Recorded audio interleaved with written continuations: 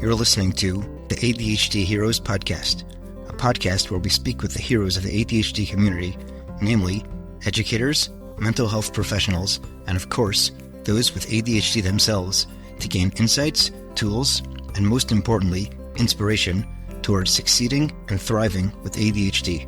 I'm your host, Rabbi Shmuel Reich, a high school Rebbe and an ADHD coach in private practice. Welcome to the show. Hi there.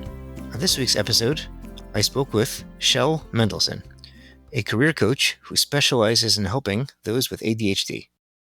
We discussed her career journey and how it was affected by her ADHD, how her method of coaching, which is specifically for those with ADHD and other neurodivergent conditions, differs from the standard career coaching model, how she emphasizes skill sets more than specific jobs, the necessity for those with ADHD to do something they enjoy, the importance of working conditions that are a good fit for the individual, including spaces, people, and company culture, ways to slowly transition into a new career that are practical and financially viable, different expressions of creativity, and a lot more. Before we dive in, I'd like to tell you about another podcast I listen to called the Chinuch Today Podcast. The host of the Chinuch Today Podcast is former ADHD Heroes podcast guest, Rabbi Yerachmiel Garfield, from now of Yeshiva Torah Emes of Houston, Texas. Rabbi Garfield interviews a wide range of creative thinkers who are already implementing their valuable innovations in the world of education. So whether you're a principal looking for new ideas to implement broadly, a classroom educator looking for inspiration, or a caring parent looking for hope through what is coming down the pipeline, the Chinuch Today podcast may be for you. If you'd like an ad for your product here on the ADHD Heroes Podcast, you can send us an email at adhdheroespodcast@gmail.com. Now on to the regular episode. Enjoy. Okay, Shel Mendelson, welcome to the ADHD Heroes Podcast. I'm excited for our conversation today. I'm up for it. I'm happy to be here. Thanks. Excellent. Okay, great. So let's get into it. You have a good story. So let's start with a little bit of your story and your background. How did you get into this? So I've been doing this work for 35 years. I'll just start from there. And I took a little bit of a detour for a few years where I started another company, but that's kind of another story. But the work that I do now, I started in graduate school as a vocational rehab counselor, and then I just kept pivoting into more career-oriented areas till I got trained with Richard Bowles for What Color is Your Parachute? For those who are familiar with him, aren't familiar with him, Parachute is kind of the OG of all the career books out there, and he's the grandfather of career counseling. And he was my mentor, and I got training from him. I wasn't diagnosed with ADHD. I went on to do my own company, had my own company and I still do. I've worked independently for many years, working for the past 16 years now with the neurodivergent population. And I started doing that after my own diagnosis late in life, which I knew something was up. I knew I was different. I experienced a very difficult time when I started my own company called Kids Art and became kind of a victim of my own doing when I realized I was no longer happy doing the work anymore, which is exactly what is really bad for people with ADHD. So Right. you must know that if you don't love what you do, if you're not fulfilled, if you're not focused on your work, it can become excruciating, and it can be, it can be an anchor that weighs you down. So I finally realized something was really wrong at that point, and that's when I got my diagnosis. I was in my late 50s. So after that, I just started targeting my work specifically with the neurodivergent community, which is my people, right? And I've been doing that ever since. I love working with our tribe. I've been growing and expanding in that area. And I've been offering my Your Next Career Move cohort. Now it used to be masterclass. It's now cohort because it's a very small group. And I wrote a book to go with that a couple of years ago that I have now available to people who just want to get started customizing the work they do so that they're not victims of endless sending endless resumes and cover letters without knowing clearly what direction you want to go.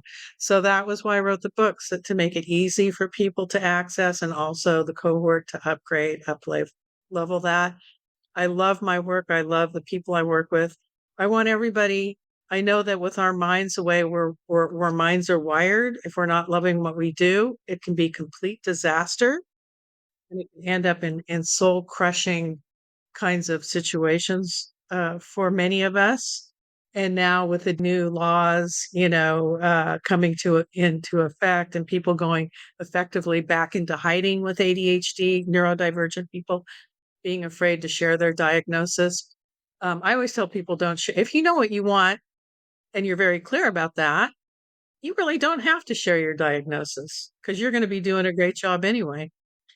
However, if you do, it's not a good, generally it doesn't end well for most people. So I continue to do that. I mainly do some individual coaching. The book, I'm very big on getting that little fillable ebook out so that everybody can experience the process in a very inexpensive way and effective way. But that's it. I just want to keep spreading the word, getting people familiar with why it's so important right now to clarify the kind of work that you should be doing, so that you are not a victim to endless Indeed cover letter, platforms where you have to upload things, get no response, and have a really knowing what you want is everything. That's going to put you heads above. So Right. that's my mission right now. Awesome. Okay, great. What's the standard career coaching model, and why doesn't that work for ADHD? I don't even know. I've been doing it this way for so many years. I'm very different, I think, because I've been doing it so long that I kind of have outlived, I kind of started way before a lot of people who are in career coaching now, who may be doing more of an assessment based model, which does not work for us. Why doesn't it work? Because assessments basically ask questions that compare you to neurotypical people, not neurodivergent people. And they don't give you even ask the right questions. So they don't give you enough room to really be authentic with yourself and say what's okay and what's not okay, and to really truly clarify. So it needs to be a self reflective process. It's a very nuanced kind of thing, because there's no one size fits all. There are no how many jobs or what kinds of jobs are best for people with ADHD. The best jobs are the ones that you really enjoy, and you clarify what that is. And that's can be as different as can possibly be. Everybody's completely different. There are some similarities, I think, in the kinds of skills we enjoy using. There are certain similarities that I see in the kinds of people we enjoy working with, and certainly the kinds of conditions that we need to work under are really important. Industries vary completely, fields, subjects that people are interested in completely vary. Everybody's situation is different. So it really, really, that person needs a chance to really identify what is authentic and true for them, for each individual, and to be unapologetic about it. And that's why I say, when you go through this process, be selfish. Don't think about anyone but yourself. What's important to you? What is really true for you? And don't try and rig the system, I say, by saying that something that isn't true for you because you think it's going to get you a quote unquote better result. You can't do that with the system. You have to be very authentic. Right. What are the kinds of questions that are more effective for folks with ADHD?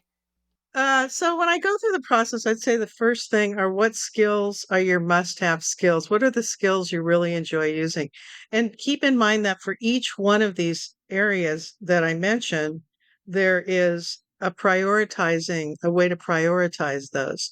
So the top 5 to 10 of in each characteristics or skills for the characteristics of people, working condition, those are going to be the most important to never those are the must-haves. In other words, must have. You Right. cannot say, oh no, I'll put this one to the side. They are absolute must haves. So if you're sifting and sorting opportunities, it's going to be easier to say which ones are going to work for you and which ones aren't going to work for you. So, for example, you said the question would be what type of skills, meaning transferable skills, skills that you kind of have naturally, Right. that you've maybe developed a little bit more in some areas that you really enjoy using. What are the top skills you enjoy using? What are the characteristics of the people you really enjoy working with or for? What do those look like? What kind of people? You know, the characteristics. People people who are, people who respond in a certain way, or people who treat you a certain way. And then the working conditions can, like I use, what kind of working conditions are in detail important for you to have in your work, right? In other words, what are the physical things that you need? What kind of the size of the desk, the lighting in the room, the noise levels, do you need to work from home or hybrid in an office? Do you need more contact with people? What are the best working situations for you in every kind of way possible, physically? And non-physical are things like company culture. What kind of culture do you work best in? A very structured environment, or maybe a little bit looser environment where there's a little bit more flexibility. Is flexibility important to you?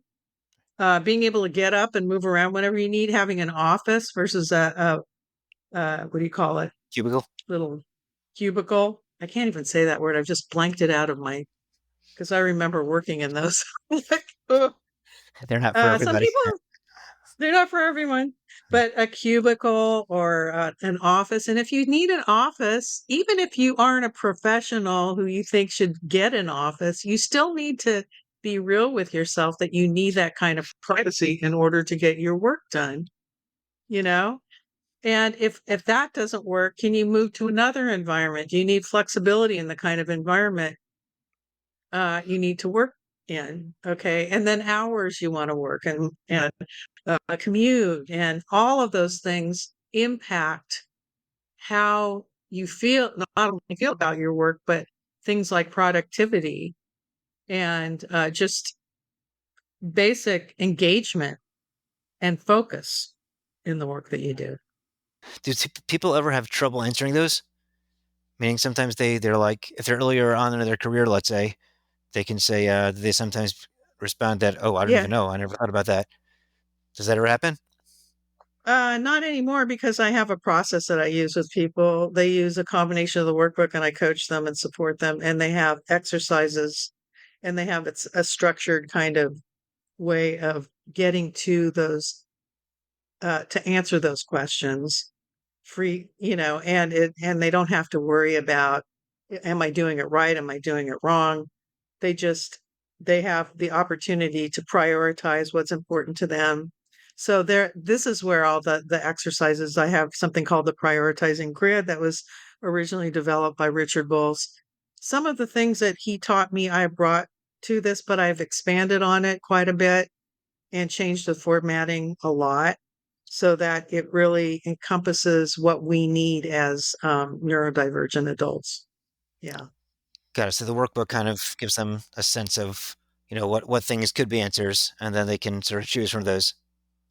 It's very graphic, big, the large letters, not a lot of text on each page, I know so we're that you talking. can really, I'm telling you, it makes it easy to engage in. So it's more fun. It gives you little, visuals to look at to just kind of keep your attention. And also stories, their anecdotes and uh, their examples, lots of examples of what we're talking about. So it makes it easy to really navigate rather than trying to figure things out. That's what this is. That's what exactly why I wrote it. That's why I did it. It took it was years and years. It was like 15 years in the making, and I finally did it. Oh, cool. So I'm very proud of it. It really, people who go through it, I mean, it kind of speaks for itself, but it's very effective. And it's actually good for everyone, not just people with ADHD. Clearly, it's good for everyone. I like to say anything that's written and presented for neurodivergent people is obviously good for everyone because the only Yes, difference is it just breaks it down more. It makes it easier to digest. That's all. absolutely. Yeah, I Yeah. always say the strategies that work for individuals with ADHD work for everybody. Everybody. Exactly. Yeah. Did your own personal experience inform the questions you ask? I some of them, yeah. Well, the questions I ask really come from the process, Right, but the conversation I have with people, yes, I do give a lot of my own personal experiences, and a lot of some of the things that I've added to it have come directly from my personal experience. Absolutely. The lessons that I've learned, life purpose versus mission, those are all things that came directly from my own experience. So having lived a lot longer than most of the people that I work, pretty much everyone that I work with has makes it uh gives me has given me a lot of fodder for helping people to really navigate this thing. right, Because I know this works so well that it kind of is like this automatic download in me to be able to just coach people and get them to really see, to strategize and to really understand what needs to get done, including the resistance part. And that's a part that is included in the whole and dealt with in the process, which is when the reason most people don't make choices that are the right choice for them all the time is that they're resistant to the little voice that says, this is what I really enjoy doing, but I'm not going to make enough money. What will people think? All the little outside influences. right, That is what really trips people up a lot in this process. And so we deal with all of that because that voice is very loud throughout the whole time we're right, working together. And we address it head on, and I don't throw any punches. That's what's going on. You need to really, if you're resisting it, that means you need to look into it. It means you're curious. right, So if you just switch resistance to curiosity and just say, okay, I'm going to check this thing out, it doesn't mean I have to do anything about it. I get permission to you've got to just explore first. That is what is missing. That is what has been missing is that exploration, freedom to, without apology, look into areas that you might have never considered before, that you've always been curious about. Because that curiosity can turn into something that you can incorporate in some way, or maybe be a side gig of some kind, or maybe overlap with something, or you can pull it into like a major shift of some kind, some element of it. So there are different ways that you can bring about creating the kind of work life that really is going to support you through the ages, be sustainable and fulfilling. And that's the key, isn't it? It's got to be sustainable. So yeah, by sustainable, I mean you got to like it. You got to keep liking it. You got to keep wanting to be engaged. That's right. what sustainable is from our in our brains, how our brains are wired. Yeah, absolutely. Would you agree? I do Yeah. agree. Yeah. Um, Well, look what you're doing. Absolutely. I always ask podcasters, how did you do? I mean, people are podcasting because they love it, right? Especially the ADHD podcasters, right? oh yeah, yeah, we enjoy this. I'll speak for myself, and I enjoy. Yeah. Yeah. Um, you mentioned the concerns of not making enough money. How do you tend to address that concern? Well, first of all, the number one thing is to identify what you want. And then, th- and to get a realistic, first of all, we go through expenses. So you have to really know what your bottom line is, how much you need to bring in. Right, Right. So we address it. We have to address it. It's a real thing. People have bills, that bills have to be paid. This process isn't about making a complete 180 all the time. Sometimes it's just about slowly incorporating some options while continuing to do what I call a means to an end kind of thing.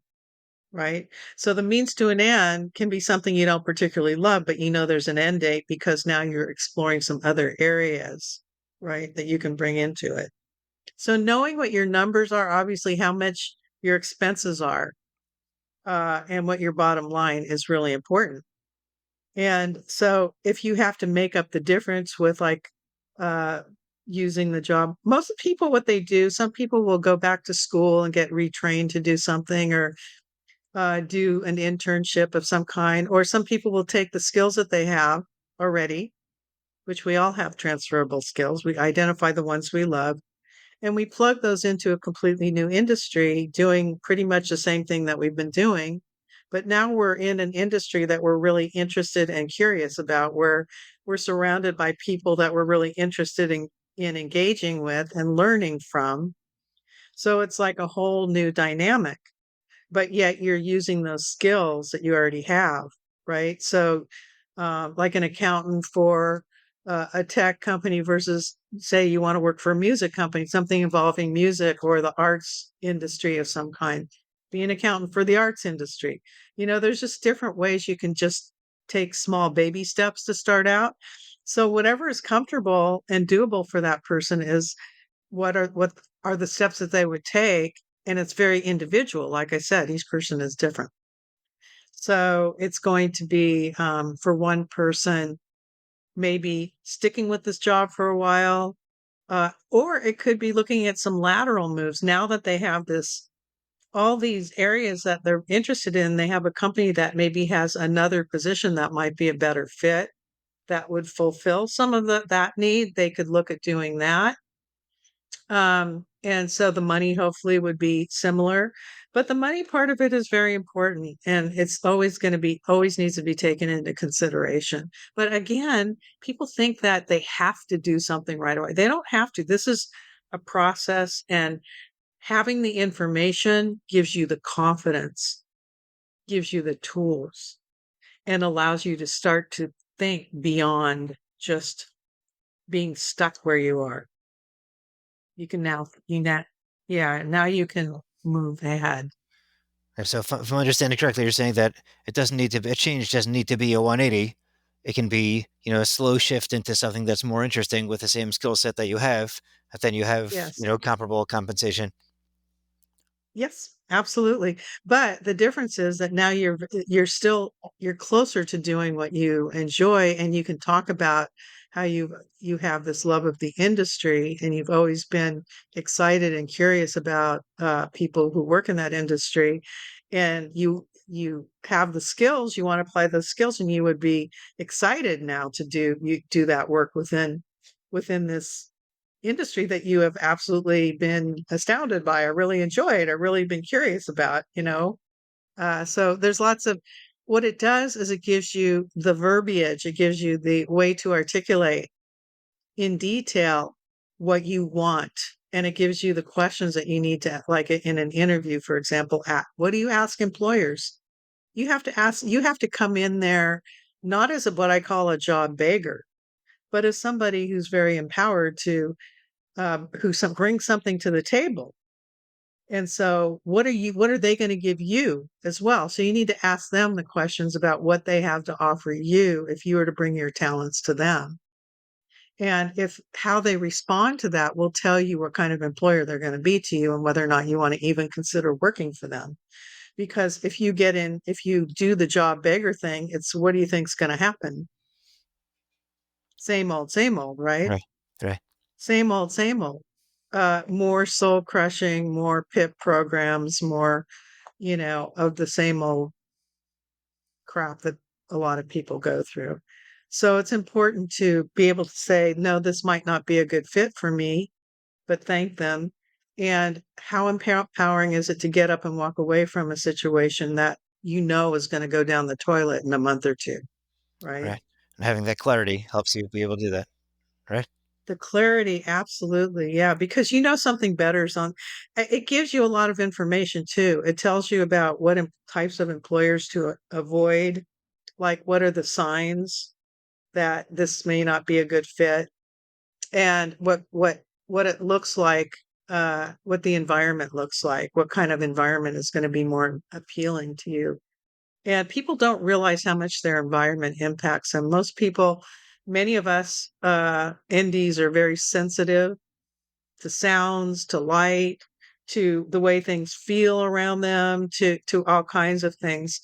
And it's important to acknowledge that, number one, because if you don't, then it's kind of a setup, right? You don't realize you do it for the money because you think you need to get a job and make money, but then all these things happen and it starts to really crush your soul and crush your spirit in other ways. So knowing those conditions is beyond important. And that's one thing I make a big deal out of with people.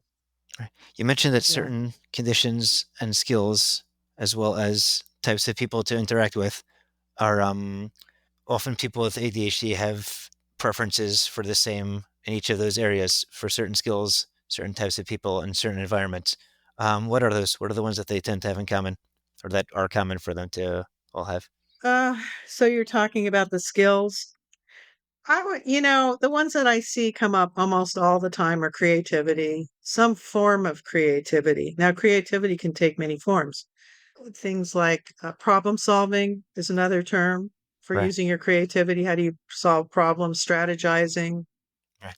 breaking things down uh, uh, into their component parts. That's another form of using creativity. It's not always about arts or anything like. Creativity comes in many forms. So that some form of creativity almost always comes up. Right. What are some of the other ones? Well, problem solving, obviously, Right. using your intuition. That's another way. Being Right. in, allowed to use your intuition, basically. Um, some people are leaders. They like to lead. Some people are they very few managers. Management is not a big one that I see, skill Oh, set that I interesting. see people Right. loving to use. Right. Some, not everyone. A lot of people are writers. Not everyone, but a lot tend to be writers. I see a lot in the tech industry of data analytics. That's one that they enjoy. Then I have people who are totally into food, you know, Interesting. There's creativity in food. Yeah. there's creativity in food. Lots of people who are into the environment. Lots of people into the environment. Lots of people who like the idea of sustainable urban planting, growing food and things like that. I see a lot of that coming up. Oh, interesting. But not every, these are just things I remember seeing more than once. Let's put it that way. Yeah. Right. Right. What are the types of people that you said people tend to enjoy working with? We do this exercise where we start out with what are the characteristics you dislike? Right. So that's where they have a field day. Right. That's usually easy They- to answer, right? Yeah. yeah, it's like I hate people who are narcissistic, people who are bossy, people who are messy, people who are uh, don't bad supervisors or people who are intruders or gossipy or then they'll go through this whole litany of things that they dislike and then transform those things to the other side of that, which would be the things that for them would look like the other side of that, not necessarily the opposite for everyone, but each person would have their own version of what the other side of that one thing would be. What's the word I'm thinking? Micromanagers. Everybody hates a micromanager with You bet. ADHD. Yeah. But what's funny is when I say, how many of you are micromanagers? Almost everybody raises their. So it's, we don't like working for people like that, but we tend to be sometimes people like that as well. Yes. So it's funny to look at all that, but knowing what those characteristics are really important. So I would say, yeah, micromanager is a big one, not, or the other side of micromanager. So a person might answer that the other side of it by being somebody who's allows me the flexibility, somebody who doesn't gives me an assignment and doesn't just trust that I'm going to do it. Right. Somebody who, so everybody will have a different answer for that, Right. but it's your answer. It's what's important to you. And how important is that? I mean, when you think about it, how valuable is that to take into a situation, like either with another employer or creating something on your own. So I always tell people with ADHD, neurodivergent people in general, that if you're starting out in a whole new area, you're pivoting, say, to a whole new industry or a whole new field or whatever. And so I always say that you can work for somebody for a while to learn something completely new and get kind of the foundation for doing that thing and learn the ropes, so to speak. But at some point, I think it's going to be important with this AI kind of society we're headed towards, that everybody learn to customize their work to themselves, to who they are. And that's going to be one way to kind of battle that AI thing. Like what I do is very human work. And like other than having a robot me do my work, I'm really the only one who can do this. And other people who can talk to people and teach people what I do. I don't feel like I can't say for sure, but I don't think AI is going to take over this job that I have, this work that I do. But I think it's going to be important to really understand how you're going to be create like some uniqueness for yourself, you know? And that means doing something on your own. It may be doing more than one thing. But when you know what you want, you can overlap those things and you can easily pivot. That's what's really cool. Is so if one thing doesn't work, you can easily pivot and you have your what's called the career galaxy, which that's the thing that you're completing in this process with the people, the skills, all of that. You've got that in front of you and you have a roadmap now to be able to change and say, this looks interesting. I'm going to do a little bit of research in this area and I'm going to see what possibilities there are here. And it becomes easier to think about going on your own, doing your own thing. So I think everybody should have side gigs at some point. I really do. I think I don't care who you are, you need a side gig. And the way to figure that out is through this process, what that side gig should be. So that's one way to start kind of moving in another direction. It's changing. This has changed. Like I would probably not have said this 15 years ago, what I'm saying right now, because the world has changed so much. But I think it's really going to be important to sort of, by customizing your work and knowing what you want, being able to articulate it and having it all written down so that you can sift and sort possibilities and knowing the industries you want to consider, what you're curious about, being able to do that research, knowing what skills you need to use, the people you need to work with, the conditions, all of that. When you are able to have all of that in front of you, you can make some choices. You have choices instead of like just applying time again for the same old thing and getting no response, right? You're giving yourself choices. Everybody should be doing this work. I don't care who you are. Seriously. I mean, I didn't want to say it, but there it is. Yeah. You mentioned before a distinction between mission and purpose. Are you able to Yeah. elaborate on that a little bit? That sounded interesting. Yeah, this is a big one for me. This is where my work with kids art, where I founded a children's art franchise Right. in the early 90s. Actually, it was the late 90s, early 2000s, I think it was. And we were doing really well nationally. It was like an idea that came to me like a download one morning. I don't know if you've ever had that. It's like the ADHD experience, right? Where all of a sudden the idea comes. A flash of And creativity. it came, yeah, the flash of, and I just said, "Oh my gosh, that looks like a lot of work. It sounds like a lot of work." But it took several years, but it wouldn't go away. I just knew I needed to do it. So I literally put the whole damn company together. Um, Brought the people on and we started franchising in 2001. We ended up with 39 franchises and in 15 countries.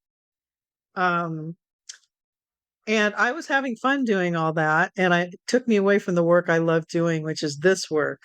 So that was where, because I wasn't paying attention to the fact that I wasn't really doing this work anymore until the work I was doing with my company became work. the kind of work I don't want to do.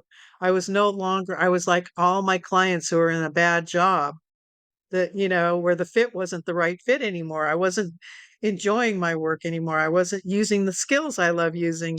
I wasn't even with the people I wanted to be with anymore. So all of it was wrong, all of it. And I was miserable. And I felt like there was a albatross around my neck, seriously. So I started not doing well, just like every person who with ADHD who's in the wrong job. And I was undiagnosed, so I didn't know that's what it was. I just thought there's something wrong with me, right? But I knew that that company was important to get started. I knew that children's art and creating confidence through art was what our theme was. And we were in China, we were in some serious countries. We were all over. Um, I knew that was gonna be really important to do, but I didn't want it I should did not I did not have a plan B for getting out. I didn't know what I was doing. It was a lot of founders, you just kind of make it all up as you go along, right? Somehow it worked out. Somehow it worked out. Yeah. And we were doing quite well overall, but I was miserable. So it didn't end well, and I won't go into the detail there. It just did not end well. But at that point is when I got my diagnosis after that. So the how I developed the concept of life purpose is not the same as mission, is from that experience, which was creating kids art, whether it's an avocation or whether it's a 1 week or 1 day project, is a mission. It has a beginning, a middle, and an end, and it should have an end. So, silly me, I didn't have a plan B for getting out of it. I just was stuck until I wasn't. And I just decided when I went back to doing this work, I started doing this work again, and I was on cloud nine. It was like, oh my God, I'm home. I'm home. I was so happy. Um, but I just realized that the mission is like Mission Impossible. Do you remember that? Where they get around in a room and they go, like, there's a little tape, and the guy says, "This is your mission, should you choose to accept it." And of course, everyone accepts it, and then the tape explodes. Well, that's kind of how mission is. It's like it has a beginning, a middle, and an end, and then it's over, and then you're on to the next mission. But your purpose is like the overall purpose of your life, the real reason we're here, what we're really meant to be, how we're meant to be serving the world. What we have to find our own way of being of service, but the work we do has to align with that. So there's an alignment of the work that we do with our purpose.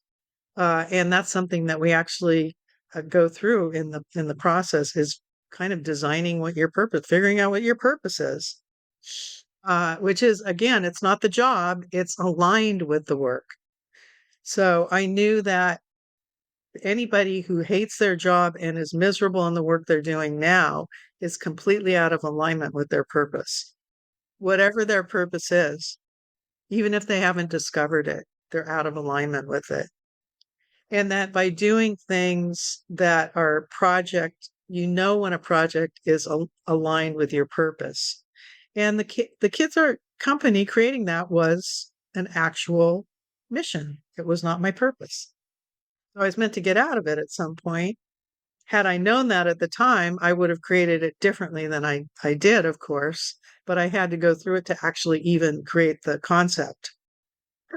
It's like I had to figure out what the concept was by going through it. That's how you learn, right? We're put here on the planet to figure this stuff out, to learn. And part of our growth process is just going through different experiences, and that was one of them that I went through. And I don't regret it for the I'm very proud of what we accomplished, very proud. I mean, so many children benefited it across the world in different countries, and they're still benefiting. They're still it's still there. One of our franchisees actually our earlier franchisees took over. So, I'm very proud of what I did with that. I just, uh, had a personal kind of tragedy with the whole thing where it got me to my diagnosis. So it really wasn't a tragedy. It was just one of those really hard learning experiences. And I'm very, again, it, I, I don't regret 1 minute of it, not 1 minute. All right. Good positive spin. Good takeaway. Yeah. What have been some pleasant surprises in terms of folks with ADHD finding jobs that you would never have put together with someone who has ADHD, and you're like, okay, if they like it, go for it. Have you had pleasant surprises like that or interesting surprises like that? I think when people complete the process, they're so much more confident in being able to actually do what inspires them Right. that they start to make those changes. They just start to make those changes. And it might be little by little, might be incremental. So some people will some people will get job offers Right. and they'll get to pick the one that's right in their wheelhouse, and get started. Other people will start to do their own thing. Other people will they'll decide they need training, right? So Right. they'll go for whatever that training is, but they'll know very specifically what that training needs to be, Right. where they need to get the training, who they need to get it from, what it includes and where it's going to take them when they're done. In other words, it's got to lead to something. It's not just random shiny object. You know how people sign up for all this shiny object stuff? I'm Yes. guilty. You're in a lot of good company. Yeah. Every, yeah, Yeah. everybody. I saw how many people have signed up for like thousands of dollars worth of shiny object classes that you never completed. That's why I never want the process I do to be one of those things. So I say, don't even bother thinking about it if you're not going to complete it. It's got to be completed, or I can tell you right now, it's not going to work. So I like people that are really energized and excited to really start to see oh my gosh, where am I going to land? What am I going to, I'm really going to figure this thing out. But yeah, I have a whole list of things that people have started here and then gone here. And one of my favorites was a guy who was literal rocket scientist who Cool. became a camp counselor, No way. like the head of a big camp in like one of those mountain camps back east somewhere. I don't Oh, know. that's I'm from incredible. Yeah, so that's what he did from rocket scientist. That was a fun one. Uh the other one he's been working for Facebook for years, but he started with me. We started working together. This was right after I got left Kids Art. He was the first person I worked with. He was fired as a bartender. He had a creative writing job. I mean, he was a graduate from University of Washington in creative writing. And he basically never did anything in his field. He just was a bartender. That's all he could. I think he liked doing stand-up comedy or something. But he Right. was offered 4 jobs in using those skills, being able 4 jobs as he went through this process. Right. And he picked the one that took him to, I think, working with Experian or one of those companies later, but he was always in a creative position. And he's now an executive in a creative position with Facebook and has been for many years. Once you know what you want, the confidence piece of it, that's a part that you cannot put a dollar sign on, Right. because now you know that you can do this thing. You know that you have the tools, you know what you want so you can articulate it. You won't settle for anything less than going forward towards what you want. And you're on a mission to make it happen. That's Right. kind of where people end up. Like they don't settle for less. Yeah. So it almost feels like the process is really understanding your skill set more. The process is understanding you. It's understanding who you are, Right. and it's not apologizing for any of it.